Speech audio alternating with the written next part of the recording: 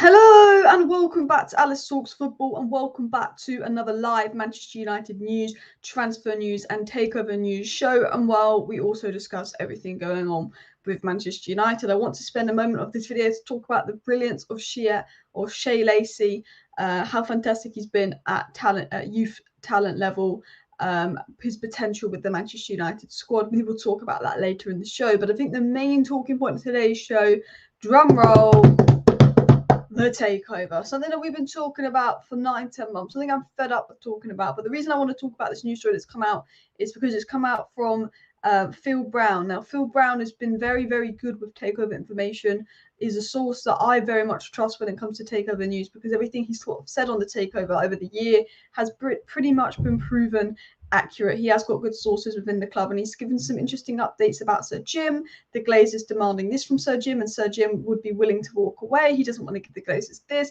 He's given us a lot of information on the takeover. We've also got some more stories regarding Jadon Sancho, what Ollie wanted when he signed Sancho, what happened since Ollie left with Sancho. Again, I'm kind of bored of Sancho's stories, like I'm bored of the takeover. In fact, I'm bored of all the news, but we have had reports today linking us to Evan Ferguson, and the very good Mike Keegan has sort of spoken about Manchester United's plans, and that United are already working on the Evan Ferguson deal, among more news. So we've got lots of interesting stories to get into in today's show, so please do smash that like button. Of course, subscribe down below if you're new, and share the video. But I do want to get straight into the takeover stuff as well. And look, Keegan did give a bit of a nothing update earlier on the takeover, but Phil Brown did put some interesting information out on the Manchester United takeover that I do want to cover, because I do think that Phil Brown knows his stuff when it comes to the takeover. I do think he's been pretty accurate. He was the guy that actually said about a year ago, probably about a year ago today, he said that he'd been hearing stuff from inside the club. And he said this in September, and we covered this on the channel in probably the September international break last year. And we did this whole live stream about Phil saying he'd been hearing stuff inside the club that the Glazers were thinking about putting the club up on the market soon. 2 months later, the Glazers put the club up on the market. I remember Phil Brown was the first guy to say, you know, he's been hearing that the Glazers are going to put the club on the market in November. What happened in November? The Glazers put the club on the market. And, you know, Phil Brown was one of the first to say that. So Phil Brown has given a takeover update. So I do want to get into this. I know a lot of the takeover news you have to take with a big pinch of salt. It feels like no one really knows anything. There's NDAs signed. 1 minute it's this, 1 minute it's that. But I do think that, you know, Phil Brown is definitely someone that, from what I've noticed, what he's put out on the takeover seems to be proven right. And I think it was more the fact that he'd said a year ago that the club, he'd been hearing from people inside the club that they were thinking of putting up on the market, said a lot to me. Now, what's the interesting thing as well? So essentially it was said here, and I think this is the interesting thing as well. And I'm going to talk about a few possibilities behind this. I think the United stand is saying they've not heard this story, and there might be a few contradicting stories, but I'm going to talk about what this is, what it might mean, and if it is another game from the Glazers. So Phil put out, from what I understand, the Glazers are trying to convince Ineos not to just let them stay, but have no voting rights on the board. Ineos have talked about walking away if they insist on this. Ineos, Rain, and the Glazers have had talks over the last couple of weeks. So from what he suggests, it's that, you know, Sir Jim and Ineos have been having the talks with the Glazers and Rain and not Qatar the last couple of weeks. And you can see that as a negative, because I do think that the Qataris would be better owners than Manchester United than Ineos. But the interesting thing he mentions is that basically the Glazers have new demands. The Glazers want to basically stay at the club, have voting rights, but basically get Jim to give them lots of money. And essentially what that means is the Glazers want Jim to almost be a minority investor. What it really means is the Glazers' all-round plan was minority investment. The Glazers wanted someone to give them $3 billion so they could stay at the club, build a new stadium, do the things they needed to do, and then stay at the club and get more money out of the club. But no one is stupid enough to give the Glazers the minority investment. So they've had to go, you know what, we'll take on a full sale. And maybe if we take on full sale offers, we'll get higher offers for minority investment. But Sir Jim is the idiot that he is. Well, I can't beat Qatar financially. Sir Jim knows that he cannot beat Qatar financially. So for him to compete with Qatar, he was like, you know what? Why don't I buy 69%, but actually then reduce that 69% of the club that I want to buy? Why don't I reduce that down to 50%? Is what Sir Jim was doing. Why don't I reduce that down to 50%, and then my bid is more valuable than Qatar? So that's what Sir Jim Ratcliffe did. He thought, well, he'll change his bid around so he can match Qatar, because if him and Qatar were both bidding for 100% of the club, Sir Jim could not match what Qatar have. He does not have that kind of money. So Sir Jim thought, you know what, let's do it. Let's bid for, 50% of the club. And so his bid for 50% of the club is technically worth, I think, a little bit more than Qatar's bid for 50% of the club. But Qatar's bid is one all outright bid. They could get more straight away. Don't have to wait 2 years for the extra money kind of thing. So because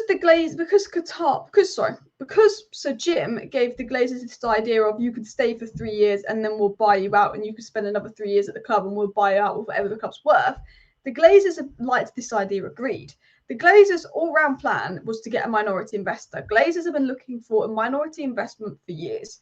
The Glazers cannot stay unless they get a minority investment. That is the fact. The Glazers cannot pull the club off the market, cannot stay, cannot say no to Qatar or Sir Jim unless they got a minority investor that would give them the funds needed to stay. Now, minority investment doesn't want to do this because they don't trust their money in the hands of the Glazers, and they know that it would ruin their business image because the Man United fans would outrage. But the Glazers, if they had their ideal world, because they've been looking for a minority investment for 3 years, 2 years before they put the club on the market, they would stay at the club and someone would give them the money to allow them to stay. They can't stay at the club without someone giving them the money to do that. They see that Sir Jim is willing to buy 50% of the club and keep them here for another 3 years. So they like Sir Jim's offer. But now they're trying to play around with Sir Jim and say, no, we're not just staying. We want voting rights. We want to have a say. And Sir Jim is saying, no, no, no. And that's the smartest thing Sir Jim has done. I mean, Sir Jim shouldn't have even given them the choice that they could stay in the first place. That's outrageous from Sir Jim Ratcliffe, who's meant to be a so-called United fan. But Sir Jim is saying he'll walk away. If they are trying to play around with staying and having voting rights, I'm going to walk away. So Jim's like, I don't mind you staying if you don't get a say, if you leave within 3 years, this and that. But Sir Jim is saying, I'm going to walk away if you're going to insist that this bid will be turned into you having voting rights. That is what Sir Jim is saying. And Sir Jim is reportedly ready to walk away from this whole takeover process if this continues. Now, what could this mean? What could this mean? This could mean many things. First of all, the story could not be true, but I do trust Phil and I do trust his sources. I think he said a year ago they're going to put the club up on the market, and 2 months later they put the club up on the market. He wasn't just making it out. He came out with this when no one else did. He's definitely got sources inside the club. The Muppeteers have got sources inside the club, again, agreeing to this report. And it's not just like a random person putting stuff out. Like, people that are saying this have sources within the club. It's not just some random guy who's pretended he spoke to SHEA Yassim and he knows this and that. Does this mean potentially the Glazers were preferring the Sir Jim bid? Yeah, there could be a possibility for that. The thing that I question is, we've heard that, Qatar don't fear Sir Jim. They fear if the Glazers want to sell or not. The Qataris don't seem too worried about Sir Jim or what Sir Jim's plan is. The Qataris' main thoughts are, it's either us or no sale. So this could suggest that maybe with the Glazers having talks to Sir Jim the last couple of weeks, maybe they were working on a deal with Sir Jim. Maybe they are preferring Sir Jim's offer to, of course, the Qatari offer. That's always a possibility. But at the same time, the last 2 or 3 times we heard that the Glazers were preferring Sir Jim's offer to the Qataris' offer. What happened? What happened? The Qataris upped their bid. Could we get loads of reports come out this week saying, you know what, the Glazers prefer the Qatari offer. Sorry, the Glazers prefer the Sir Jim offer. The Glazers prefer the Sir Jim offer. The Glazers are thinking of pursuing Sir Jim's offer. Could we potentially get a lot of reports this week suggesting that the Glazers are going to pursue Sir Jim's offer for the club? I definitely think we could. I definitely think we could. And I think that doesn't mean that the Glazers are going to pursue Sir Jim's offer. It doesn't mean that's the case at all, because we had that in the past. This could also be a game to get a bigger bid out of the Qataris, because I will tell you something for a fact. If the Glazers had it their way, some idiot would have given them £3 billion to stay and reinvest in the stadium. No one's going to do that. If the Glazers have it their way now, it will be Qatar or Sir Jim up their bid. Sir Jim is willing to walk away and not up his bid, not give Glazers power to stay. Essentially, the Glazers know that realistically they want Qatar to up their bid to £6 billion, or they want a minority investor to come in and give them the funds needed to stay. Now, the Qataris know, when reports come out that Sir Jim is close and that they've had talks with Sir Jim and Sir Jim has advanced, the Glazers know that the Qataris have upped their bid twice. The Qataris who said they weren't going to up their second bid did a third bid that was higher, and then did a fourth bid that was higher amid news that, Sir Jim was on the cusp of becoming the next owner of United. So the Qataris essentially have matched Sir Jim Ratcliffe's offer, and it's gone quiet and quiet for months. Now, Ornstein, all the reliable journalists did say on this takeover, well, look, it's going to heat up. after it's going to heat up after the transfer window, and it seems to be heating up because we're getting a lot of stories coming out today on the takeover. We got a bit of a nothing story from like KEEGAN, which I mean I can get into, but it essentially is a nothing story. But I think the thing with the takeover is every single story that comes out just gets boring. Every single story that comes out, you have to take with this huge kind of pinch of salt, this and that. And it's like, you know what? The way I see it, and from what I believe, and from what I've been told, I think the whole situation with the Manchester United takeover, I think the whole situation with the Man United takeover is the Glazers want more money. And that doesn't take a genius to say that. But I think it's all this big game of what's going to get us more money, what's going to get us more money as well. I think it's all this big game about more money this, more money that. What can we do to get the Qataris to up their bid? What could we do to make Sergeant Ratcliffe's bid worthwhile? I believe this story because I believe that the Glazers are thinking, well, look, it's been ages. If Sergeant Ratcliffe gives us voting power, then his bid becomes stronger than the Qataris because we get voting power. You know, if Sir Jim and the Qataris aren't going to up their bid and they aren't going to get a minority investor, the Glazers' next step is saying, well, if Sir Jim isn't going to make his bid any higher, maybe he'll give us more power within his bid. And I think that's probably what the Glazers have done. I think the Glazers have thought, you know what, Qatar and Sir Jim aren't up in their bid. We're not getting the minority investor, so we still need to leave. Maybe we could get voting power so Sir Jim's bid is worth more as well.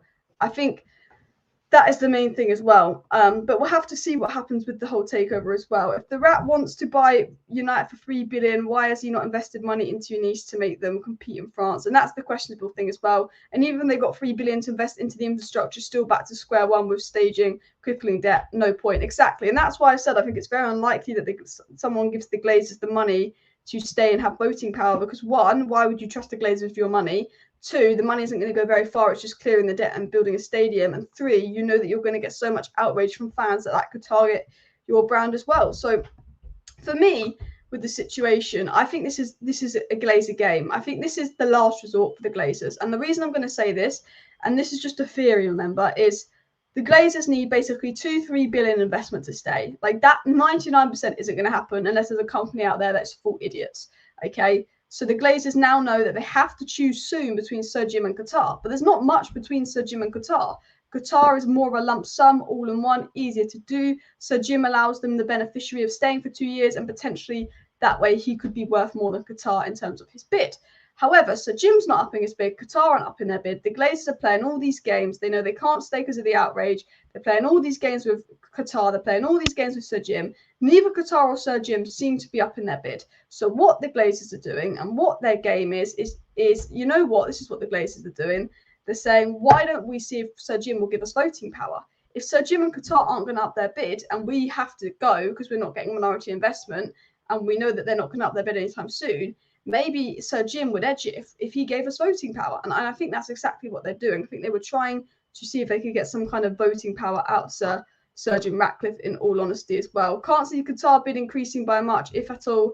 They haven't for months, and two, expenditure required on top of purchase. Yeah, this is the reason I don't see the Qataris up in their bid anytime soon, is because the Qataris are giving the Glazers a fair bid, because they basically said, well, we've got to, on top of this, you know, change the whole infrastructure, they've said. We've got to build a new stadium. We've got to clear all this debt. We're giving you 5.2 billion, and we've got to spend at least another 3 billion on this team before investing in the squad, clearing your mess. You know, the Qataris are like, well, we've got to clean up your mess before we can do anything. We've got to do this. We've got to do that. So that's what the Qataris are essentially saying to of course, the Glazers. You know, why are we going to up our bid when we've got to clear up your mess as well? Interesting thing that's come out now, and I wanted to get into this. It's a story by the Mail. I think you can see it on the screen here. And I will get back into the takeover, but I've been waffling about it for a while. But the interesting story that's come out here is from the Mail people. And the Mail is saying, just in, Manchester United Director of Football, John Murtagh, intervening to get a resolution between Jadon Sancho and Erik ten Hag. The directive has come from Richard Arnold, as there's no sign of them resolving their issues. So the Mail is reporting that actually Ten Hag and Sancho don't seem to be resolving their issues, and that, in fact, John Murtagh's had to kind of solve this, because essentially, if you're John Murtagh, you know that Man United don't have Anthony. You know that Ten Hag, if a player undermines him, Ten Hag is very much like, yeah, you're not getting another chance unless you work for it. And Jadon Sancho's got this kind of stubborn attitude of, you know, why aren't you picking me? Why aren't you picking me? So John Murtough's thinking, well, I don't want to have to go out and get a rubbish right-wing panic buy. I need Ten Hag and Sancho to make up. And they're saying essentially that John Murtough is the one trying to get Sancho and Ten Hag to make up, and that things are going particularly sour and that things aren't being resolved. And you just think, give me a break. Give me a break with all this Sancho story here and there. You know, this Sancho story's been dragging out the whole international break. The whole international break. I mean, how can one little fallout, you know, give us 2 weeks of news as well? But there seems to be a problem, and the problem is, and this isn't me being critical of Sancho, but at the same time it is, there seems to be a pattern here with Sancho, and there seems to be a pattern here with Manchester United, where Manchester United don't treat players particularly well, and everything goes sour in the end between United and players. But also Sancho clearly has a bit of a problem and doesn't seem interested in making up with Ten Hag. And I think the big problem is Sancho's on over 300 grand a week wages, and all I see is really Sancho not wanting to leave the club and running down his contract on 300 grand a week wages at the way it's going. I really do, because for me, if it's going sour between Ten Hag and Sancho as reported, that for me is one of the last things that we need right now as well. Nick said on the takeover, this played out and it was planted out by Ineos as exit strategy is winning the bid is 92. That's how I see it. And Mick makes a really good point here, actually, in terms of the takeover that I didn't think of, but you make a point. This is what I'll tell you something on the takeover here. The first bit of story we'll hear on the takeover, 99% of the times, will come from the losing side. The losing side, when they found out they've lost the takeover, when they found out if you're trying to buy a club or a sports team and you found out you haven't won, normally the losing side addresses this first in the media by putting out a story that is almost an excuse for them not winning. So if Qatar hadn't won, they would probably put out some story that the Qataris are thinking of walking away because the Glazers are asking for X and X. Potentially this story that Sir Jim might be walking away after new talks with the Glazers because the Glazers are demanding voting power. Could that be a PR exit strategy from Sir Jim? Could Sir Jim, this is a way of thinking that says Mick, could Sir Jim have been sort of told in these recent talks with the Glazers that actually they're favouring Qataris, it's going Qataris' way? Because Neil Custis has been saying for the last month that at the end of September, the Qataris will be doing their due diligence ahead of a slightly bigger offer for Man United in the takeover. However, Neil Custis is a take with a pinch of salt source, and that, you know, in October time, end of September, in October time, it's going to really heat up for the Qataris. Well, that would suggest in about a week or two, it's going to really heat up on the Qatari side of the takeover. Could these reports coming out saying that Sir Jim is thinking of walking away because the Glazers now want voting power? Could this be Sir Jim Ratcliffe's exit strategy? Could this be Sir Jim Ratcliffe's way of saying, you know what? You know, this is my exit strategy. I need to get my PR to look good. I don't want to lose face and say I've lost and people won't like me because my offer was to allocate the Glazers here. So Jim could be saying, you know what, my exit strategy is going to be all about saying this and saying that and saying, actually, the reason I left is because the Glazers, they wanted voting power. Could it just be an exit strategy from Sir Jim? And could we get a breakthrough with the Qataris soon? Because some reports are coming out saying that the talks haven't even gone on. You know, it's all interesting things that are very much up in the air as well. Is it a general report though? In coming days or next week, can say very much. Still, didn't Jim say it would be embarrassing if he lost in the process? He did, but so did the Qataris feel that way. Both teams want to lose, and I think if Sir Jim or the Qataris get the impression they lose, I think they would be putting out stories, PR-based stories, to sort of save face. If Sir Jim's lost, I think he'd find it embarrassing, so he'd start wanting to put out stories that actually he walked away because the Glazers were demanding X amount. I think when someone has lost, a story will come out saying that they walked away for this reason, and there'll be a reason to say they've walked away before we even find out who the winners are. But at the same time, you just don't know with the takeover. I think you always have to take every little bit of story and information that comes out with the takeover with definitely a massive pinch of salt as well. How stupid can people be? Read the room. Ratcliffe's lost. Jamie believes that Ratcliffe's lost. Could this be Sir Jim Ratcliffe's exit strategy? I think it is a good way of thinking of it. But what do you guys think Oh, go away, laptop notifications. What? Oh, I've just opened something. Go away, go away. There we go. Sorry, I've just opened the notification. What do you guys think? Do you think, you know what, maybe the Glazers do prefer Sir Jim? It's been taking so long. The Qatari deals are much more simpler one to do. Do you think the Glazers prefer Sir Jim? There's talks going on. Or do you think this could be the start of a Sir Jim Ratcliffe exit strategy? Or do you think, you know what, Alice, I don't believe any story that comes out on the takeover. I'm not invested in it. I don't know. I don't care. I'm fed up. Which, if that is your thought, you know what, I absolutely don't blame you. But I want to quickly discuss a bit more information on the Jadon Sancho situation before I get into my next story, people. So Sean Irvine has said that he's got some information on the Jadon Sancho situation. And again, just like the takeover, I feel like we all are pretty fed up with this whole Jadon Sancho situation as well. It is absolutely overwhelmingly boring, this whole Sancho situation. But he's offered some insight onto the Jadon Sancho situation. And Sean Irvine has said, understand it was Solskjaer that pushed for Jadon Sancho, and I'm told that a lot of the squad were surprisingly shocked at how low his standards were in training, his attitude and his timekeeping. Ten Hag told him to take his recent post down and either knuckle down or he can leave in January or next summer and not play for United again in the meantime if things continue the same way. Now, again, obviously take all information with a pinch of salt, but again, this is pretty believable. He is saying that Ten Hag told him to basically take the post down and knuckle down or he can leave in January and never play again.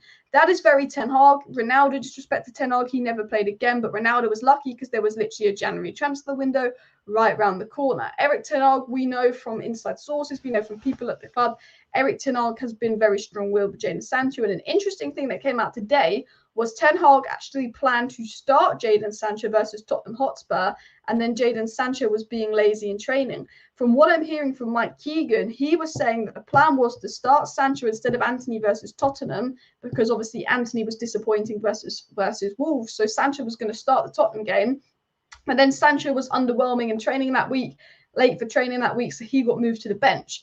Then Sancho was annoyed that he got moved to the bench, and then in the later games, Sancho was also moved to the bench and then eventually dropped from the squad versus Arsenal because he continued to be poor in training. And Erik Ten Hag felt that he'd essentially dropped Sancho for his own good. And, you know, in this meeting that they had earlier today, Ten Hag basically said to Sancho, take your recent post down and knuckle down, or you can leave in January and you won't play again. So Sancho's got this choice of he's got to make up with Ten Hag, or he's just not going to play football again until January, and then he can get his move. If you're Jadon Sancho and you see that Anthony might not be back till January, you have to be crazy stubborn. If Jadon Sancho refuses to make up with Ten Hag after seeing Anthony is not there, he's got a big chance. All he's got to do is swallow his pride. This is his chance to get a run of games, make up with Ten Hag and all of that. Jadon Sancho is absolutely crazy. Now, interesting information that came out on Sancho was said when he left Dortmund, he was promised to be the first choice on the left or the right under Solskjaer, and the squad wasn't happy for reasons I mentioned, but Solskjaer selected him in the matchday squad, and that caused some issues. So apparently, you know, there were issues when Sancho first joined because he was underwhelming in training, but he was still getting picked and all of that. And the squad was sort of surprised by Sancho's attitude. They said when Solskjaer was sacked, everything changed for Sancho, especially when Ten Hag came, because he was clear with him that his standards weren't good enough on the pitch and in training. I'm told that if you confront him to give him constructive criticism, he doesn't take it well. Now, that is something Ronaldo said about certain young players, but he didn't name who. And a lot of this stuff that he's saying kind of links to what Ronaldo's saying. But basically, Ten Hag came in and he said that Sancho's standards on and off the pitch weren't good enough. And that, you know, if he confronted Sancho on this, Sancho didn't take criticism well, which again could be believable considering all Ten Hag said was Sancho didn't train hard enough, and Sancho puts out this whole statement. Ten Hag didn't really say anything that bad. I don't think Ten Hag should have said it publicly, but Ten Hag didn't really say anything that bad. And as soon as Ten Hag said that, Sancho's there with this statement saying he's scapegoated, which could suggest he doesn't take criticism well. And apparently, you know, he's not got the best attitude. He's not always on time for team briefings, meetings, and team dinners. And when the manager calls for them to take place, he sometimes comes up with an excuse. Apparently, this has been going on for a while. We obviously know there was the illness excuse. He was always ill, always being dropped for illness, but then that proved to be actually something going on with mental health. And there could be a lot more going on to Sancho. It might not be attitude problems. He could be struggling, which means motivation to do the smallest things are harder. And it's definitely something not quite right with Sancho mentally. But Ten Hag allowed him to have a 4 or 5 month break from football to try and help with whatever that was helping him struggle mentally as well. But, you know, that was a little bit of insight on apparently sort of the Jadon Sancho situation, which does kind of link up to what The Athletic is saying, link up to this report from the Mail that actually John Mertes has had to intervene because Sancho doesn't seem interested in making up with Ten Hag, and Ten Hag doesn't like the attitude, and John Mertes is trying to get them to make up. And I think the Anthony situation has come at a really bad time. And I think for me, if I'm Jadon Sancho, I say, you know what, I've got to take criticism. I've got to understand that Ten Hag is dropping me for the best reasons. Ten Hag is doing that in my best interest. And I'm going to do what Wan-Bissaka did. I'm going to work really hard. I'm going to prove Ten Hag wrong. And I'm going to get back into the squad. Because for me, that's what needs to happen. The fact he's deleted the post as a start, it's a suggestion that it's in the right direction. But things aren't all good. Things aren't all golden at Manchester United. And I just think, please, I love Sancho. I think he's such a brilliant player. I think he's got absolutely immense potential. I want to see more from Sancho, but it's all just going on and on and on, and I can't be bothered. We have more takeover news to get into in just a second, guys. Jamie Jackson and Mike Keegan are now coming up with more information on the takeover, which is interesting as well. It kind of contradicts the news that Sir Jim is ready to walk away. And it's basically come out just now that Sheikh Yassim and Sir Jim Ratcliffe are each prepared to play the long game regarding their respective bids, wish to buy United. Jamie Jackson is essentially saying, you know what, they basically know the Glazers need to sell. They basically know the Glazers are greedy and are trying to get more money, and they're willing to play the long game with the Glazers, because at the end of the day, the Glazers are the ones that might have to cave soon because they don't have the money to stay at United much longer. Essentially, you know, that is sort of what Jamie Jackson is suggesting as well in regards to takeover news as well. Sancho behaving like an entitled, spoiled brat. He has a God-given talent and should be grateful. And look, I agree. But I will say this. I do take a lot of the leaks coming out with Sancho on a pinch of salt. There's clear that he hasn't got the best attitude, and, you know, having that statement pinned up for a week and going on and on and on probably wasn't the best situation. I think Ten Hag's got high standards, and I think Sancho's been dropped for a reason, and I don't like the way Sancho's handled the situation. I do think with leaks, maybe they're trying to exaggerate it on Sancho, put out sort of fake information on Sancho just because, you know, that's when they're going to get clicks because everyone's interested in the Sancho story. But from what the leaks are suggesting and what we seem to know, I think the way that Sancho has handled this situation has been embarrassing. He's a professional footballer on 300 grand a week. Can he please hurry, like, just work hard and understand that Ten Hag is criticising him for the right reasons. Ten Hag is criticising him because he believes that he can get more out of him. That's what I want to see with Sancho. Realise that you're being criticised for a complete reason. It was said, by the way, from Jamie Jackson, while Sheikh Yassim's representatives are now unsure if the Glazer family still wishes to let go of the club, those acting for Sir Jim Ratcliffe are more confident that they're intent on selling, and both bidders have not set a time frame regarding the resolution. And this is an interesting story that's come out from Jamie Jackson, because this has come out about an hour and a half, 2 hours after the story broke from Paul that actually there has been talks going on with Sir Jim and the Rain Group. You know, Jamie Jackson is now basically agreeing with what's coming out and saying, you know, Sir Jim feels like the Glazers are intent on selling. But this could be because Sir Jim has actually had talks with the Rain Group and maybe Qataris haven't. And I read something, and I think it was by some, like the Swedish Rumble or someone, that said essentially what he'd actually been hearing, which is very different to what other people have been hearing, or he was suggesting. I don't think he was hearing, I think he was suggesting. He was suggesting the way the takeover might go is that actually the Glazers would pursue one, like it's like a job interview, essentially. The Glazers could be pursuing Sir Jim the last 4 weeks, but just keep Qatar there and uninformed in case something goes wrong with Sir Jim, and then they can go for Sheikh Yassim, their second candidate.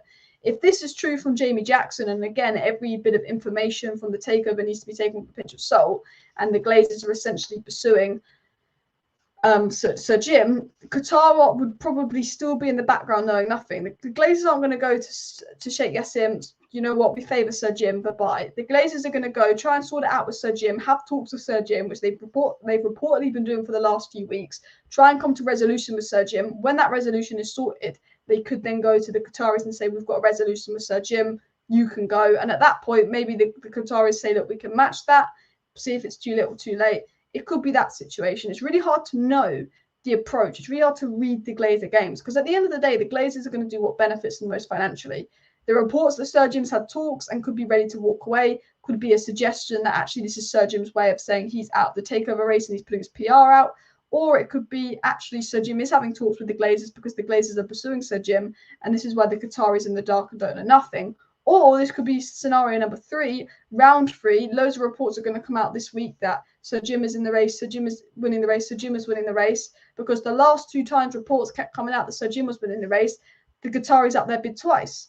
At the end of the day, what do the Glazers want? They want the Qataris to up their bid. What worked to get the Qataris to up their bid? Stories that Sir Jim was winning. So there's so many ways that you can look at this story and so many angles you can look at the story. It's quite hard to know as well. Parasites playing with fire. There are only 2 serious bidders and more. This drags out, risking proper buyers like Qatar walking away. Exactly. The more and more this drags out, the more they could risk people walking away as well. Jamie Jackson and Mike Keegan echoing what I posted a few minutes ago. These rumours and counter rumours mean nothing. This takeover could take well over a year. And you know what, Kevin? Unfortunately, you are correct. You know, it could take a while as well. And you're right. Sancho needs to pump his chest up, be a true professional, and work on his craft with a positive outlook. He gets paid very good for him not to work hard and complain. Exactly. And as Diego said, over 300 grand a week is what Sancho's on, which means if he wanted to, he could run down his contract as well. But Alex B said on the Jadon Sancho situation, the real judge of it will be whether he plays or not in the coming weeks. But it's clear even at other clubs, Jadon does not have a league worth ethical mentality. And I think Alex is spot on here. At the end of the day, the real way that we're going to be able to tell what's gone on between Sancho and what's gone on between Sancho and Ten Hag is if we see Sancho playing or not. It's just, why have I just clicked on a video? There we go. Sorry about that. My computer's being really slow at the moment. If we see Jadon Sancho not in the squad the next 2 or 3 games, that's an indication that things are sour. If we see Jadon Sancho in the squad the next 2 or 3 games, we see Jadon Sancho be involved the next 2 or 3 games, start to get minutes, pictures of him in the Ten Hag training, him start, then that's a feeling it's going in the right direction. At the end of the day, the media can come up with this story, that story, this story, that story. But as Alex said, the real way that we'll know what's exactly going on is actually what we see on the pitch as well. The Glazers are playing games with us. I can't be bothered anymore to get angry about the sale anymore. I just won't believe anything till it's announced. And that's true. And the thing is, there could be a story come out. There could be 4 stories come out tonight saying Sir Jim is on the verge of winning. But it's not even going to affect me mentally, because we could wake up the next day and it could be told actually that story was absolute pony. That's what we get. The amount of stories we've had that Qatar are winning from good sources, the amount of stories we've had that Sir Jim was going to win from good sources, and then nothing happened. You really can't believe a lot until it's over as well. People are saying that Manchester United to do just stop oil tactics on match days when they protest to try and get the Glazers to sell. This would be stopping team buses getting anywhere near Old Trafford, stopping the players getting to the stadium so the games can't go ahead. This would equal big fines and points deductions, which won't be good in the short term, but would potentially get the Glazers out. And this is an interesting thing here. If Manchester United got a game called off, yes, we would get fines. Yes, we would get points deductions. But this is my thought process.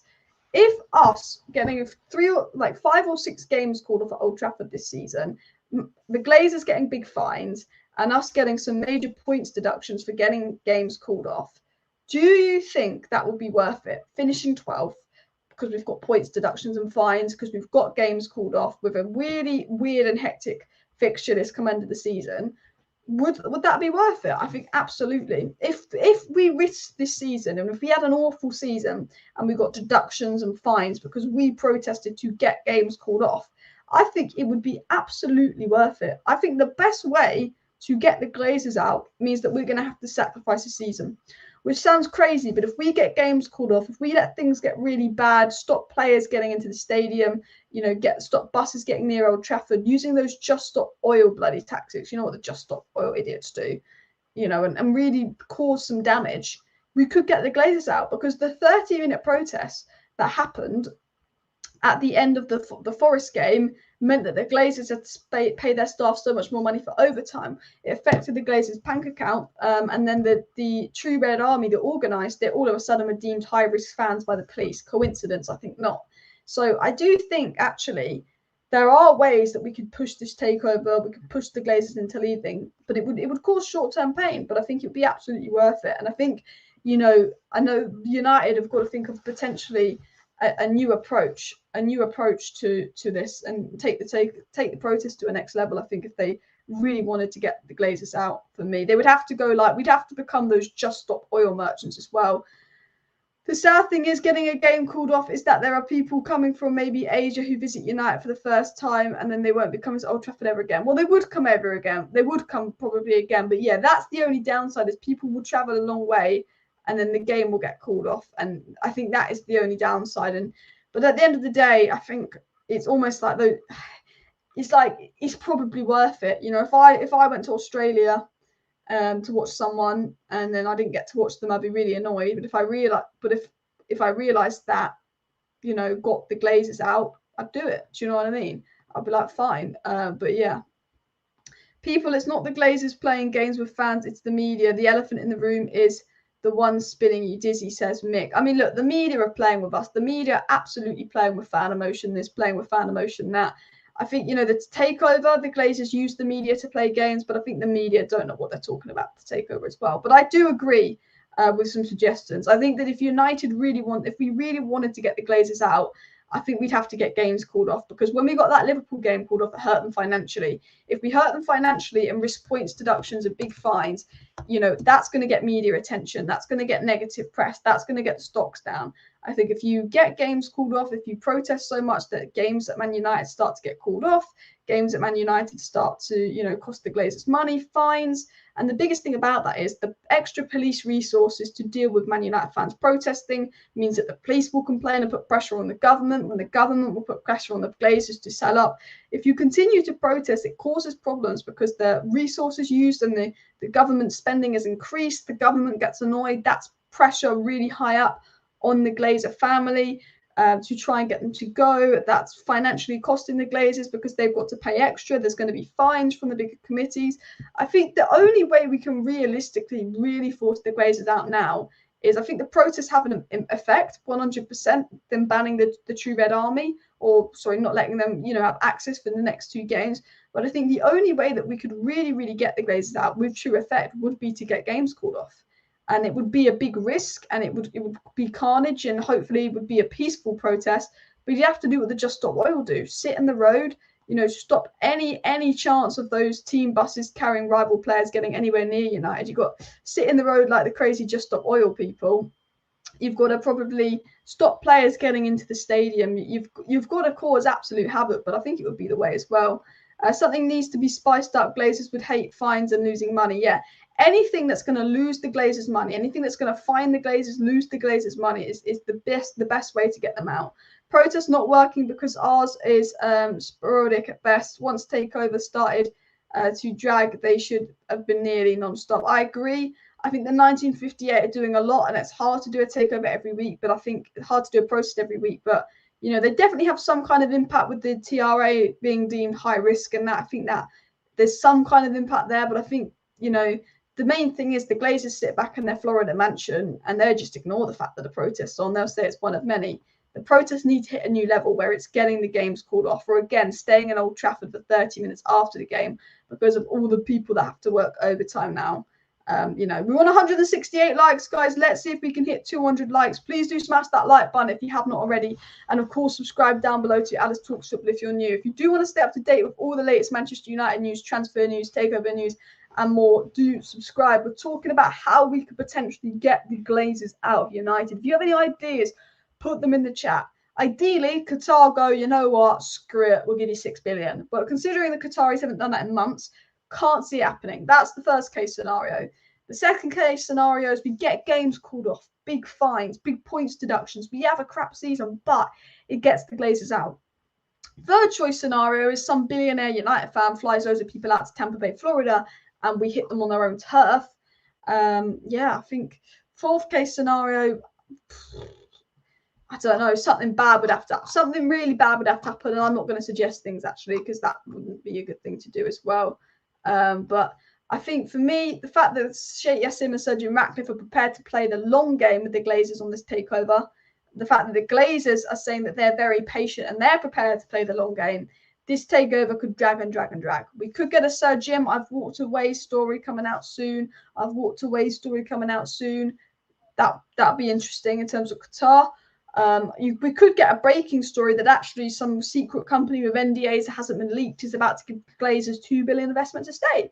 That would be absolutely dreadful. But I think with the fact that the share price dropped 600 million in a day, just because of rumours the Glazers are going to stay, says to me, if the Glazers actually did stay, it would be catastrophic for them. They've been warned. They've been told, like, if you stay, things are going to go bad. Like, things are going to go wrong. So for me, I don't think the Glazers will stay, just because they've been completely and utterly warned that if they do stay, like, you know, things are going to hit the fan. Shit's going to hit the fan, people, as well.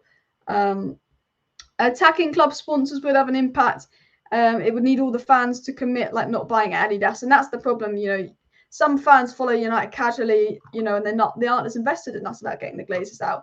I hope the stream quality is all right. I mean, my Wi-Fi has been dreadful today, so just let me know what the stream quality is like as well.